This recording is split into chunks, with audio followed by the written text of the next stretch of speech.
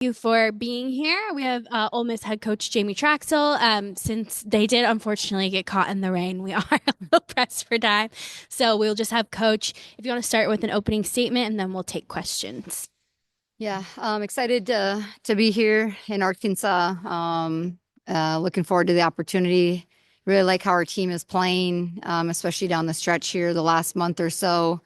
And proud of the fight that we showed in Arizona, in a pretty hostile environment, which we know and expect here at Arkansas as well, with their fan base and the loudness and the noise and the excitement they have around their team. We've had a great series against them earlier this year. It just was in Oxford, so pretty familiar with each other.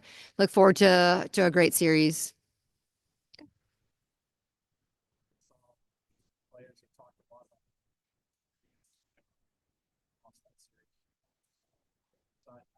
Did you learn about your team in that series? Is that maybe a moment that you guys have looked back on now? Yeah, it's happened a long time ago. I think during that series, we had at one point, I think four freshmen that almost simultaneously had made some plays or had the hits or whatever it was. And, they were just playing the game and we're like, wow, like these kids don't even really realize like who they're playing and what is going on. They're just playing the game and they're just really in the moment. And I think that was a little bit of a precursor to really who they were going to be the whole season.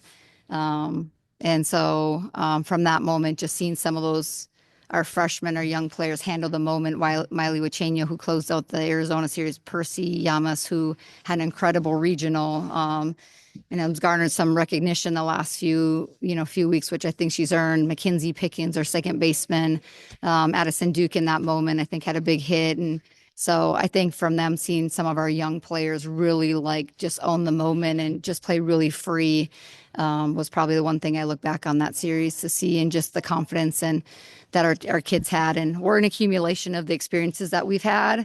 And I'm really proud of the fight that we showed, especially this last weekend. And looking back, and I think the accumulation of all those things, led us to where we are today and who we were last weekend. Feels like that Ole Miss, Arkansas, you're both trying to get to the first Women's College World Series for the programs. Some similarities maybe in the steps that you've made the past few years. Do you Mhm. see any other different similarities maybe aside from that between your program and Courtney Duffels here? Yeah, I don't know that because I don't know as much about that. Someone just actually told me that about both of us being trying to get to the World Series for the first time. I know we've had some really good series against them the last handful of years. Courtney and her staff have done a great job. She's done a tremendous job since she's been at Arkansas. Rose really fast too. They've been knocking on the door of and or hosting supers or the World Series, especially the last handful of years. So, we know this is going to be a challenging opportunity. And but I know we've played well against them. We've had really good series, not just this year, but the past couple of years too. So pretty familiar in that sense, which is probably the depth of my knowledge, unless someone probably brings something up. With your young team, is there a benefit? Maybe I know you'd like to be home, but going on the road in the regional, is that maybe a benefit for the young girls now having to go on the road again in the super regional? Yeah, I think that's a good point. And we're balanced young and old. So we have 11 seniors, super seniors, and 8 freshmen. So we kind of bookend with our experience or the lack thereof. And I think both have contributed to the experience of being in these moments. And some players that have been in the World Series, been to super regionals, Aaliyah Binford, Taylor Strain, Larry Boutte, the freeness that our young players have played with all year. I sometimes think it's easier to be on the road, maybe not necessarily on game day, like in the arena because of how loud it's going to be, but we get to kind of control their schedule and get to be together and they get to relax. And sometimes being at home, you're pulled in a lot of different conversations and meetings and meals with family and friends and excitement. So, being what it is, we'll kind of adopt, the benefit of being on the road and having some of that quiet time. And I think you're right. I think going to Arizona is probably one of the hardest place, if not the hardest place to play, for the fact that it's the tradition of the program, the level of the program. Their fans they fill their stands. They're knowledgeable. They're engaged. They're loud. That field plays completely different than any other field in the country. Their team is built to play well on that field with the thin air and the hard ground. So I do think that's one of the best home field advantages in the country. And I think that will serve us well coming into a hostile environment this weekend, which we expect it to be pretty hostile and fun. I guess you were maybe the first SEC team to kind of get a taste of what Bree Ellis and kind of what the season that she put together in SEC play. I guess a little two-parter. Just one, what do you think of her season since you saw her last? And two, is there anything you approached differently than last time?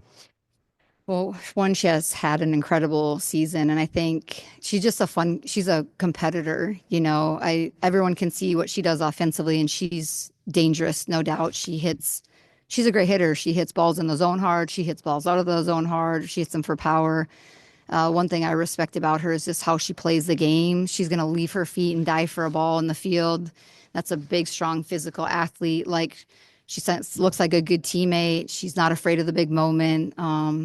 And I think her body of work, not just this year, has probably contributed to the season that she's had. But she's a game changer for sure. We're always mindful of her, and no one wants to throw the ball down the middle. I think we did that twice for her, and she did some damage on those. So we'll try not to do that again. But it's really being mindful of where you are in the game and the people in front of her, behind her situationally is going to be just as important as what we do when she's in the box. And then nine teams from the SEC in the Super Regionals. Just maybe how is maybe playing the SEC schedule maybe prepared you guys for this moment? Well, I think when you look around, who you're playing against is who you've seen for the last 10 weeks, right? So drawing on the experiences of the success you've had, the lessons learned, the adversity that you have to overcome, it makes you battle tested for where we are now. And so, I don't think we'll see what we see all year is who we're going to see now. And I think you're prepared because obviously we've had success against Arkansas. It's several months later, a couple months, later than that. But so playing the best each and every week, there's no breather. And the one thing is that you're expected to play your best every single game. And if you don't, you're probably not winning and the score can get lopsided pretty fast. And so there's no time to breathe. There's no time to feel sorry or to sit on a win too long. You just got to be able to turn the page, get to the next game and treat it as its own. And I think that'll serve us well in a 3-game series.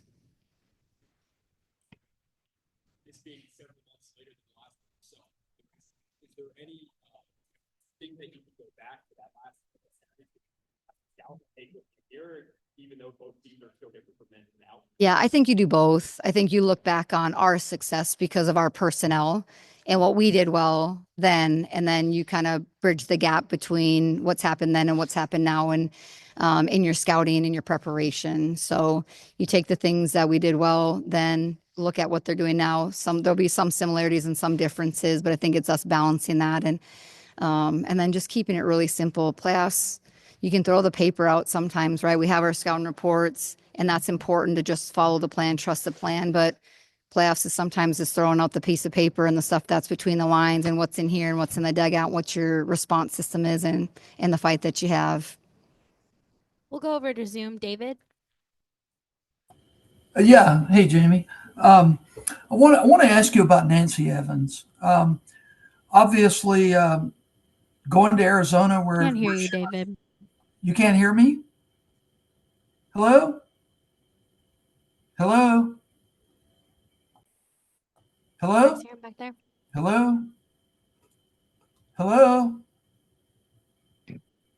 David, I don't know if you want to maybe type out what you've got quickly. I can't hear you. I'll type it out. Okay. Let's see. Yeah.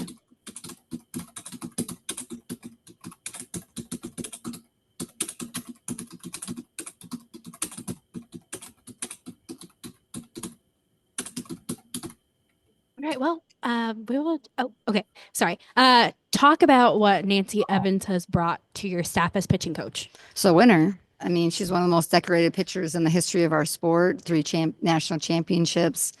There's something special about first. I know that Arizona's first national championship was when Nancy Evans was there, and it was hers first as well. So they share that. 3 as a coach, 8 years with Arizona and with Mike Candrea.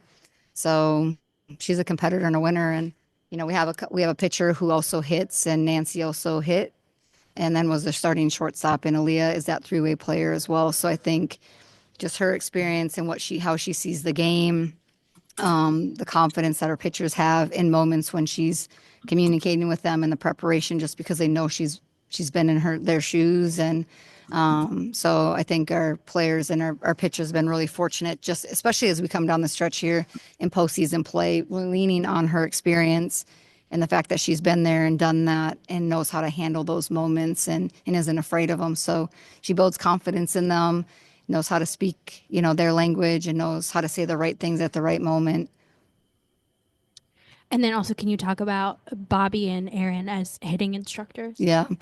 I mean, two incredible coaches, where they come from. Bobby Buchanan with his different experiences, Team USA, where he's been, his really experience with this data, the analytics, the game planning. Him and Aaron have a great relationship, so they've tag teamed the offense essentially. And Aaron Earlywine, who has his own history of success and body of work, being the head coach at Missouri, leading that program to the World Series 3 times. And they've done an incredible job with our offense. I know we've broken a good handful of records this year, but I think one of the most important things is just the confidence that they instill with our players, besides the developmental piece throughout the year, just their confidence, the confidence that our players have in them, in the plan that they have, in their communication, but really how they've built confidence in our players to go out there regardless of who we're facing. And one thing that was important to me in the hiring process was just finding a coaching staff that does have experience. And, so we game plan a lot together, but some of those decisions and conversations in game, that may be the difference of the outcome of that game, making the right decisions at the right time. I feel very grateful to have the experience and the staff and where they come from, together, so that in our pregame planning and then during our in-game, conversations and decisions that, we're working together and on the same page. So very grateful for them. They're incredible coaches. Their body of work speaks up for themselves. They're winners. And not only have they won, but they know how to win and they know how to do it in big moments. Thank you for the time, Coach. Thank you, guys.